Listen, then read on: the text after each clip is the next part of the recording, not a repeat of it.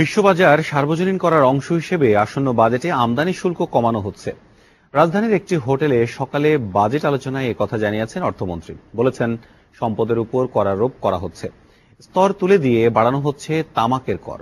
অনুষ্ঠানে এফবিসিসিআই সভাপতি কাজী আকরাম উদ্দিন আহমেদ ব্যক্তি শ্রেণীর করমুক্ত আয়ের সীমা 2,20,000 থেকে বাড়িয়ে 2,75,000 টাকা করার প্রস্তাব করেন। আরো জানাচ্ছেন সাজ্জাদ বিপ্লব।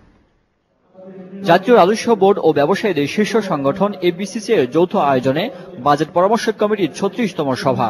শুরুতে ব্যবসায়ীদের পক্ষে বাজেট প্রস্তাবনা তুলে ধরেন এফবিসিসিআই সভাপতি।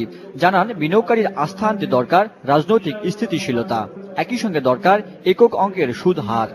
জনগণের ক্রয় ক্ষমতার হ্রাস ইত্যাদি বিষয় বিবেচনা রেখে ব্যক্তিগত করমুক্ত আয়ের সীমা 2,20,000 হতে বৃদ্ধি করে 2,75,000 করার প্রস্তাব করছি। অর্থমন্ত্রী জানান, সামগ্রিক উন্নয়নের স্বার্থেই বড় করা হচ্ছে বাজেট। দাবি করেন, গেল 6 বছরে দ্বিগুণ হয়েছে রাজস্ব আয়ের প্রবৃদ্ধি। বিশ্ব বাজার সৃষ্টির জন্য আমাদের ব্যাপকভাবে কাস্টমের যে আয় হয় সেটা কমাতে হবে। গতবার আমরা কমাবার চেষ্টা করেছি, এবারে আরো কমাতে হবে। এমনভাবে নিজেদের দক্ষতাকে এগিয়ে নিয়ে যেতে হবে যাতে এই সাপ্লিমেন্টারি ডিউটির সাপোর্টে যেন আপনাদের বেঁচে থাকতে না হয়। তার মতে, মূল্য সংযোজন কর রাজস্ব আয়ের সবচেয়ে ভালো খাত, যা বাড়াতে আগামী 1 বছরের মধ্যে কার্যকর করা হবে নতুন ভ্যাট আইন।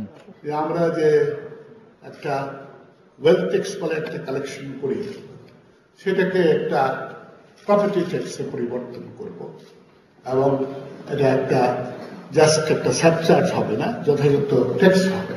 তামাকের যে কর স্তর, বিভিন্ন স্তর বলে দিতাম যে এইরকম হবে, এই কোয়ালিটি হবে, এই হবে, ইত্যাদি হবে, যেটা আমাদের কর্তব্য নয়।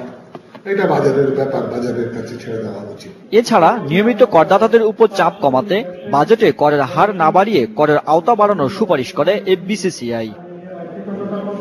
সাজ্জাদ বিপ্লব, এসএটিভি, ঢাকা। পোশাক শিল্পের রানা প্লাজার মতো বড় ধরনের দুর্ঘটনার পরও এ খাতের ক্ষতি অনেকটা পুষিয়ে আনা সম্ভব হয়েছে, তবে খাতটিকে এগিয়ে